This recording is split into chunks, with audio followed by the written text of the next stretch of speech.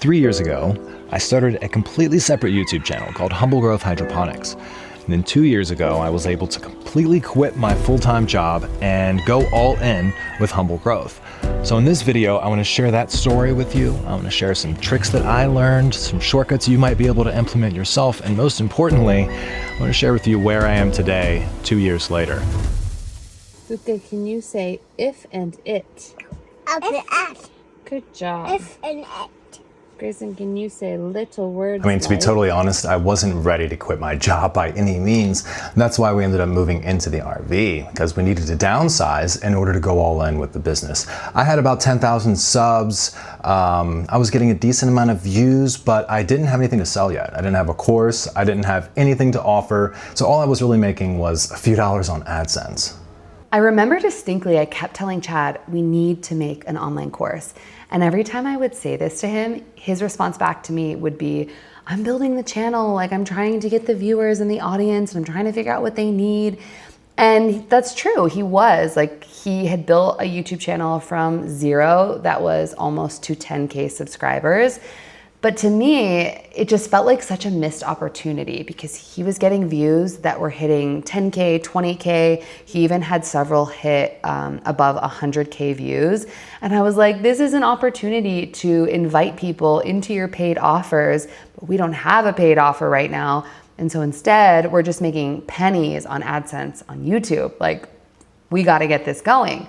I mean, the funny thing about the early arguments is the arguments themselves and working through these differences that we both had and these disagreements are what led to us kind of falling into the positions that we've fallen into. Because when you disagree about something, it only takes a matter of time until one of the two people are proven right. And that happens enough times to where you say, okay, I'm going to relinquish that task to that person. It only took like 4 or 5 times of complete humility for me before I relinquished all of the duties of the back end stuff to Zaina, and she just started diving into all of that.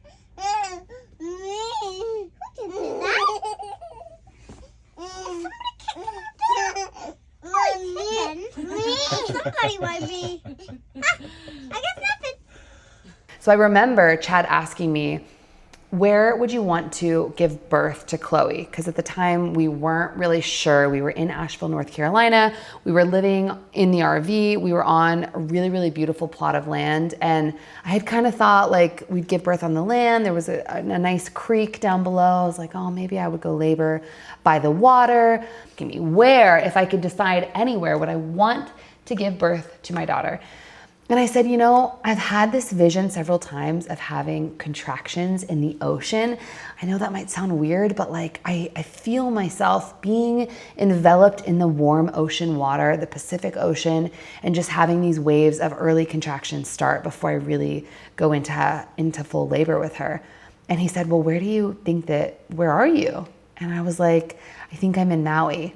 If everything inside of you is telling you one thing, but it requires you to surrender everything that you think you know and then leap far out there and trust that the net will appear. These decisions are the scariest ones of our entire lives, but they also lead to the most transformation and the most amazing things that I could have never expected.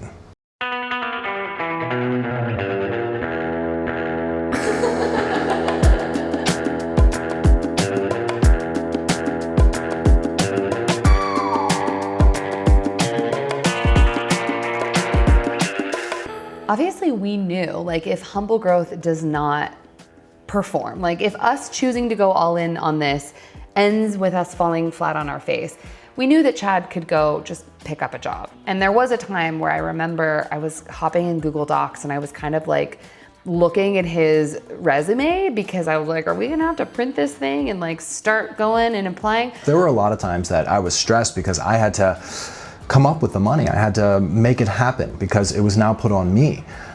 But all of that was about to change.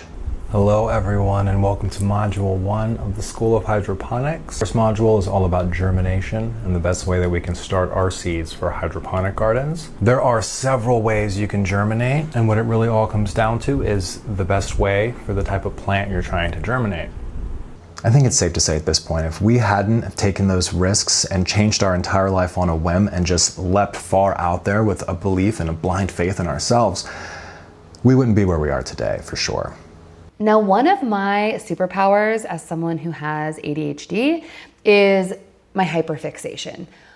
When I hyperfixate on something, it's something that like Chad and I have had so much back and forth on because it can be a really annoying quality too. But it can also be a really positive thing in the sense that I decided to use this hyperfixation over online course creation.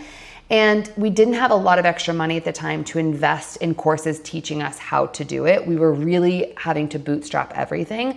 So I, for the last couple months of my pregnancy, really obsessed over Kajabi, how to create online courses, how to upload the content, how to create modules that would go with the course, how to price it, how to do everything. And that hyperfixation allowed us to get to the point that we were able to get this course ready to go, sales page, checkout page, everything. Even though I hadn't created a course, I had been gathering emails. So we did a 7-day launch to my email group where we sent out emails every day getting people excited for the launch. So when we finally did launch, well, we didn't make as much as I'd hoped we would. Day one, $1,000 made. The course was priced at $497, and day one, with our very first email and our very first blast out onto the YouTube page, we sold 2 courses. Day 2, we made $500. Day 3, I believe that we didn't sell anything actually, and we got a little bit worried. I started getting really discouraged. All the what ifs started popping up in my head. I thought about going back to the workforce and waiting tables again and where I could go apply for jobs, and all that fear started creeping back in because I put so much energy and so much work into making this course and marketing this course. And $1,500 was awesome, but it wasn't the thousands and thousands that I was expecting from this launch.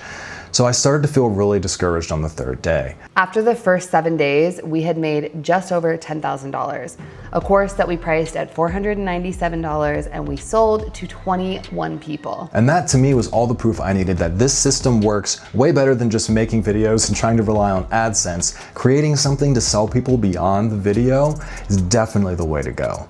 So at this point, I had my big course, the School of Hydroponics, and then I had a smaller offer, Master Your Tower Garden, which initially was $100. And then on top of that, I started to affiliate with the company, Tower Garden, which turned out to be one of the best decisions I'd ever made in this business.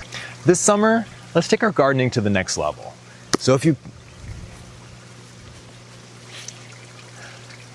This summer, let's take our gardening to the next level. I want to offer you... See, Tower Garden actually pays one of the highest commission rates in the entire industry, 30% commission on their tower gardens, and their tower gardens are $600 starting. So that means anytime someone bought a tower garden, just by using my link, I would receive $200. So I started pushing tower gardens a lot, and I started seeing a lot of money from Tower Garden. I almost started getting just as much money from Tower Garden as we were making off our courses. We're gonna get into this is probably gonna be cut. We're gonna get into this in future Living Zeal videos, but Chad and I had this whole thing around, because we didn't grow up with a lot of money, we had a hard time. We had a lot of money blocks and a lot of money stories. And one of those was like, that people wouldn't want to spend, or that like it would be really hard to have someone want to invest in one of our programs. And what we quickly realized is that if you create something that is the exact solution that someone is looking for, the exact transformation and powerful information that they're looking for, and they trust you that you're going to be able to deliver it to them, people have no problem pulling out their cards and investing in your programs. So there's this restaurant on Maui called Ocean's Vodka, and it's a distillery upcountry, has the most amazing view of all of Maui, and it has like this big grassy area where the kids can run around.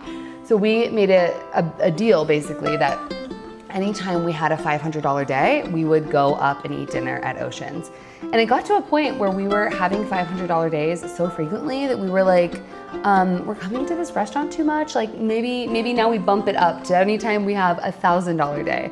But I just say that to put it into perspective. Like with this type of business model, once you get rolling, the exponential growth that is available to you is like, it's unlike any other industry I can think of. I distinctly remember our first $2,000 day. It was a day off, actually. Wait, Grayson, quick question. What did you see? I saw some fish. Really? How big were they? Do you know what color they were? They were kind of like white kind of way. Oh, cool. We were at the beach, we were hanging out, and we just kept getting sales. We had some big Tower Garden sales. It was nothing really unusual about the day itself. I hadn't made a big video or marketed anything. It was just a day when we got a lot of sales. I honestly can't really tell you how much we made exactly off this business until I do my taxes. I do know we've made at least 10K every month consistently, so we're making at least 6 figures off this business, the 3rd year in business. Last year was much tougher. I'd say we probably made about $65,000 to $75,000 last year, and the first year before we launched anything, we made next to nothing. We definitely learned that while hard work is super important and Chad is so good about consistency and discipline, that's something that I need to work more on. I'm much more go with flow. I'm an air sign. He's much more grounded. However, the way that we were able to, for lack of a better term, quantum leap into the life that we are living right now is by focusing on that saying, be, do, have. I love it so much because it's so simple and so potent. Be obviously refers to you must become and be the version of you that has all of the things that you want. Your best, most aspirational dream for your life, the house that you're living in, the partner that you have, the money that's in your bank account. You have to embody the energy of that person now in order to be able to become them. And that is so hard for so many people because most of us focus on, well, once I have this and once the external circumstances of my life shift, then I will be able to be that person. But if you want to get there much, much faster, you have to be them and embody that energy, even in the smallest ways, and start acting like that right now. 3 years ago, I started a YouTube channel. 2 years ago, I quit my job, and I never gave up on my dream, and never gave up on what I believed in, what I was passionate about. No matter how many people told me just to go get a job, no matter how many people doubted it, had no idea what I was talking about, and just gave me blank stares when I explained what I was trying to do, I still kept going. And I never stopped. And it's that drive, it's that determination and that belief in what you're doing and how you're helping people that will get you to where you want to be. One thing I know for sure that absolutely changed Chad and I's mindset and allowed us to live the life that we're living now so much faster was listening to activations every single day. And very simply put, if you've never listened to an activation, it's kind of like a meditation, but it activates you. So meditations are much more about calming, peace, and not focusing on the thinking brain, but getting into that space of stillness. Activations are much more about visualization. They have really cinematic, powerful music that allows you to get into that feeling space of the visualizations, the things that you're working towards much quicker. And the activations can be around money, manifesting. It can be around so many different topics, but we started to listen to them every single day. Chad and I would give each other a little space from the kids go into the shower or go for a walk and listen to a 20-minute long activation. And I loved them so much that I decided to make my own. So I write and record the activations, Chad produces the activations, and if you stick around throughout the rest of this YouTube video, you're gonna be able to listen to an activation yourself. We're going to include them at the end of every single YouTube video, just as a pure gift to you, because I know how life-changing it has been for us. Stick around for this activation. It is all about taking full ownership of your life, becoming the author of your life, and really embodying the energy of the person that you want to be.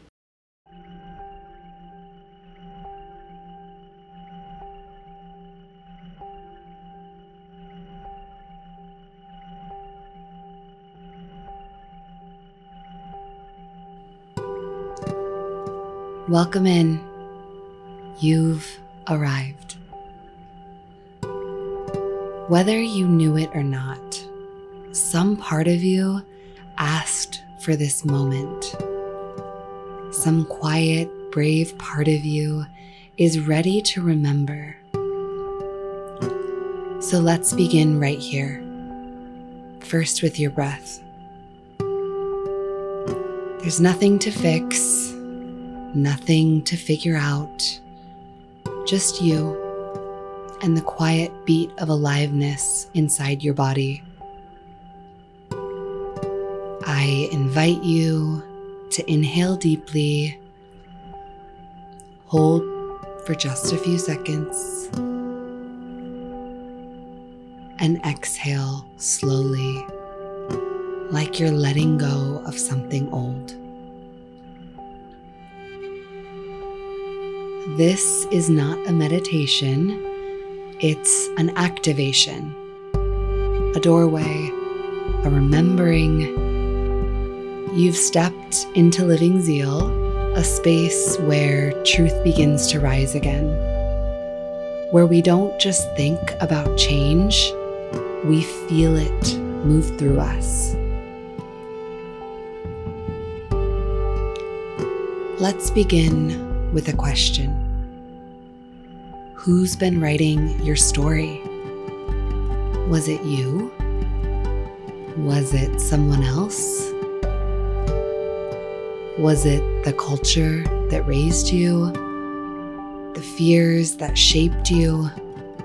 The stories that became your safety?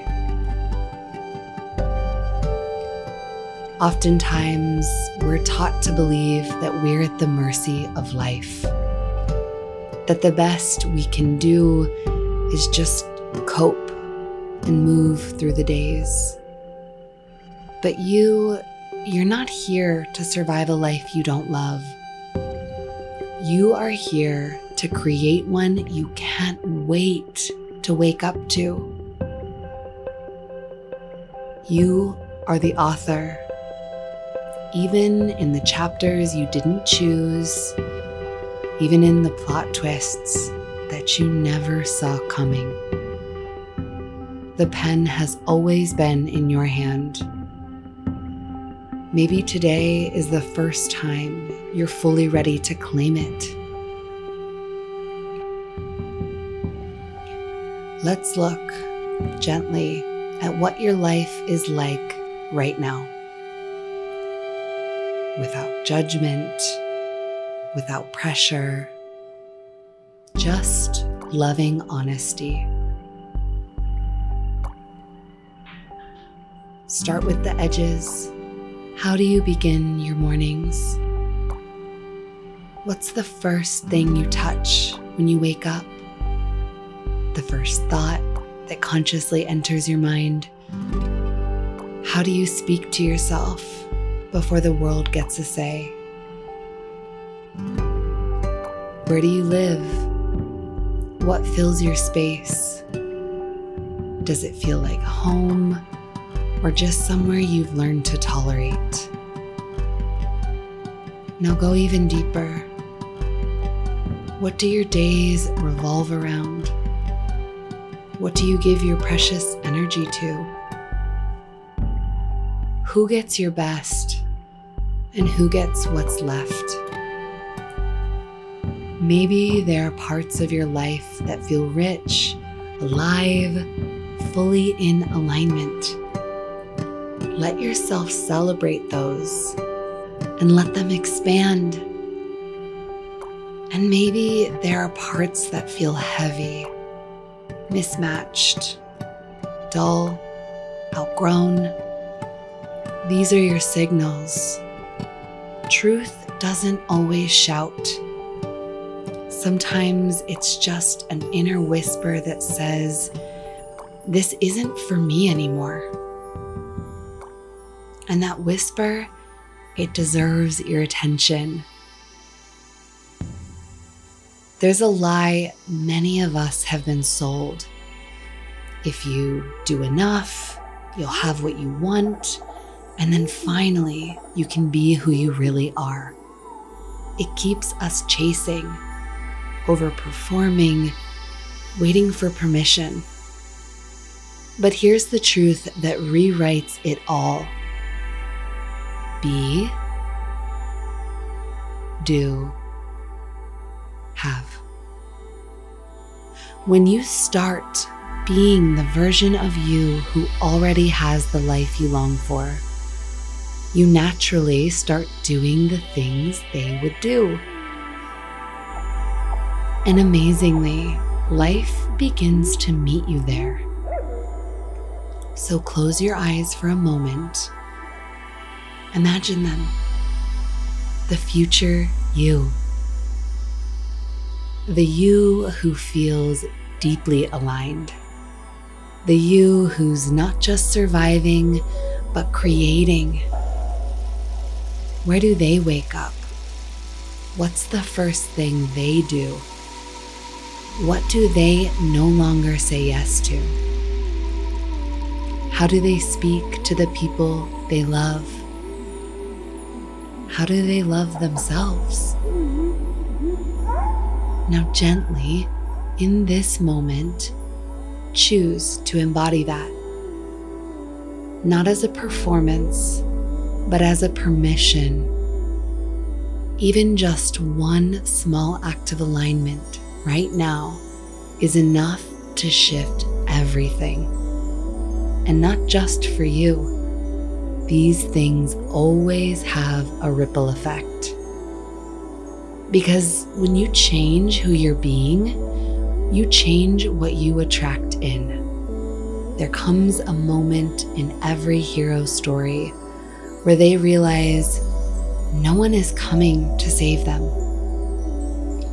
That moment, it's not the end, it's the beginning, the moment of authorship, the chapter where they choose differently, even without all the answers, without guarantees, because courage doesn't mean you're not afraid. It just means you've chosen to boldly move anyway. Your life is not a prison of any past decisions. Your life is clay, still soft, still shapeable. You just have to be the one willing to pick it up again. So let's lock this in. Place one hand on your heart, one hand on your belly. Feel the rise and fall, the rhythm of your existence. I invite you to speak these words aloud or silently to yourself. I am the author of my life. I get to choose again. I am safe to evolve. I no longer need to wait for permission. My alignment matters more than my fear. I choose to live the story I would be proud to tell. Let those words echo. You are not behind. You are not broken. You are ready.